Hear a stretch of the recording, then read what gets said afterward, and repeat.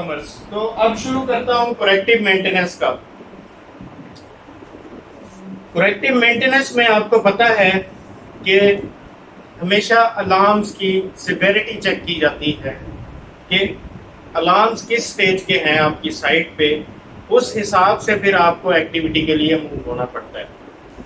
اور C M میں سب سے پہلے سمجھنے کے لیے یہ پتا ہونا چاہیے کہ سی ایم جو ہے وہ دراصل ٹربل شوٹنگ کے لیے ہوتا ہے.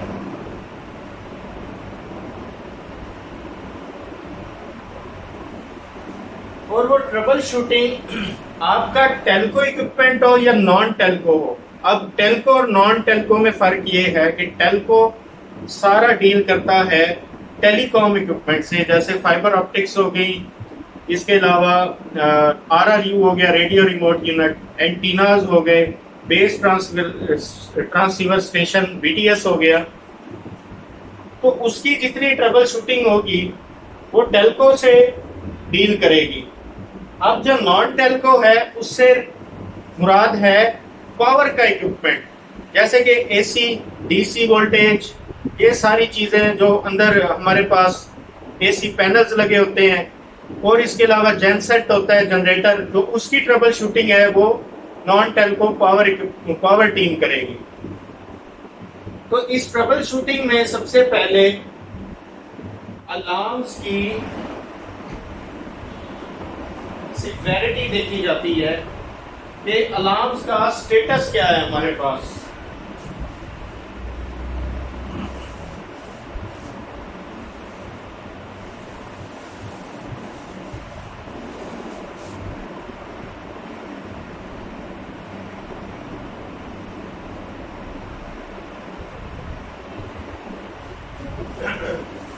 فرسٹ نمبر پہ الارم سیویرٹی میں کریٹیکل،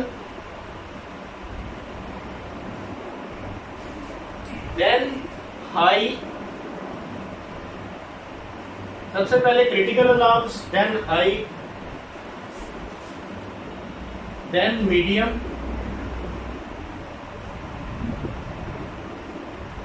دین لو، دین نیمو.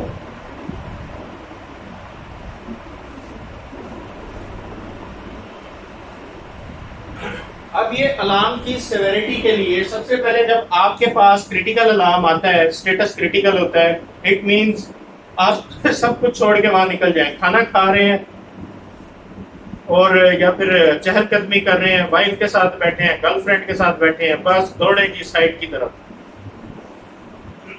ہائی کا بھی یہی چکر ہوتا ہے. میڈیم میں آپ کے پاس تھوڑا ٹائم ہوتا ہے، ریلیکسیشن ہوتی ہے، لو میں بھی اور نیمو میں بھی. کریٹیکل کو آپ نے 2 سے 3 گھنٹے میں ریزالو کرنا ہوتا ہے. جو ہائی ہے وہ 5 سے 6 گھنٹے میکسیمم اس کا ایس ایل اے ہوتا ہے. میڈیم میں آپ کو 10 سے 12 گھنٹے ہوتے ہیں. لو میں آپ کو تقریباً 48 آور یا 24 آورز ہوتے ہیں. نیمو کا ٹکٹ ایسا ہوتا ہے کہ اس کی آؤٹیج نہیں ہوتی، تو یہ ہے کہ یہ ٹکٹ آپ مہینے میں یا پھر 15 دن میں اس کو کلیئر کر سکتے ہیں. تو یہ تو میں نے ان کی بتا دی آپ کو ٹائمنگ. اب کریٹیکل الارمز کس وجہ سے آتے ہیں؟ سپوز ہمارے پاس ایک ایریا میں الیکٹرکسٹی شٹ ڈاؤن ہو گیا. اس الیکٹرکسٹی شٹ ڈاؤن کی وجہ سے کریٹیکل الارم رپورٹ ہوگا، کیونکہ جب آپ کی سائٹ ساری شٹ ڈاؤن ہو جائے گی الیکٹرکسٹی کے فال کی وجہ سے، تو آپ کے علاقے میں سروسز ختم ہوں گی، تو پیچھے بیک آفس کو آپ کا نوڈ ہی نہیں ویزیبل ہوگا، سائٹ ہی نہیں ویزیبل ہوگی اس ایریا کی، جس کی وجہ سے یہ کریٹیکل الارم رپورٹ ہوگا.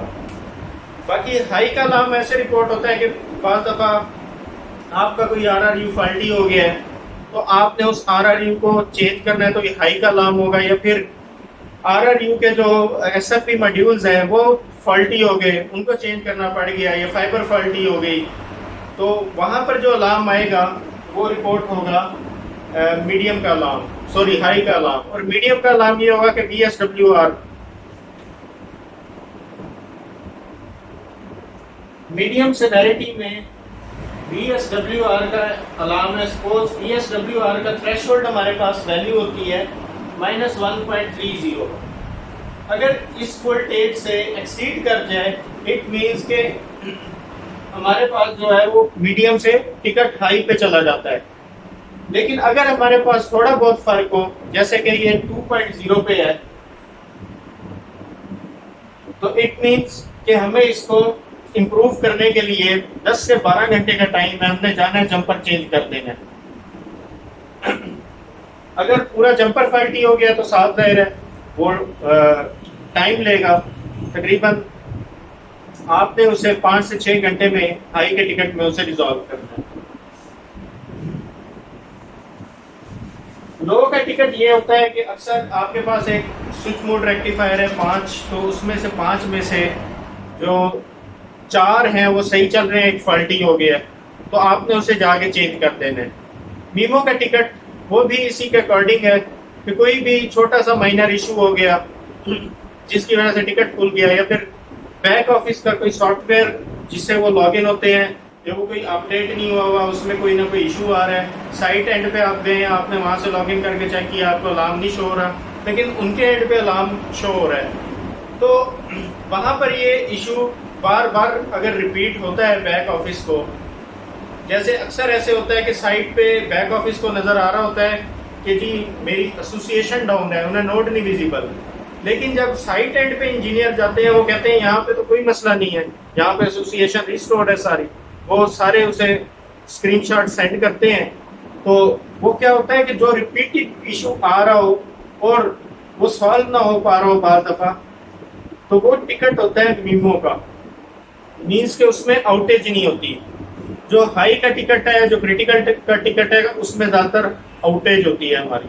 تو دوستوں امید کرتا ہوں جو یہ میں نے آپ کو ایکسپلینیشن دیا ہے یہ بہت اچھے سے سمجھ آ گئی ہے. اگر پھر بھی کوئی کویشچن ہے تو نیچے آپ کمنٹس میں پوچھ سکتے ہیں. تو اگلے لیکچر میں دوبارہ ملاقات ہوگی. تو میرے چینل کو آپ سبسکرائب کیجیے گا اور دوستوں کے ساتھ شیئر کیجیے گا, اسپیشلی ٹیلی کامرس جو فریش انجینئرز ہیں یا پھر جن کو جابس نہیں مل رہی اور وہ اسکلس کی تلاش میں اور ان کو پتہ نہیں ہے کہ as a tele com engineer جب ہم کسی انڈسٹری میں ان ہوں گے تو ہماری کیا ریسپانسبلٹی ہوگی, جو اپنے انٹرویو کو پریپیئر کر سکیں اچھے سے. تو یہ لیکچرز ان کے لیے بہت امپورٹنٹ ہیں. تو مجھے اجازت دیجیے, اللہ حافظ.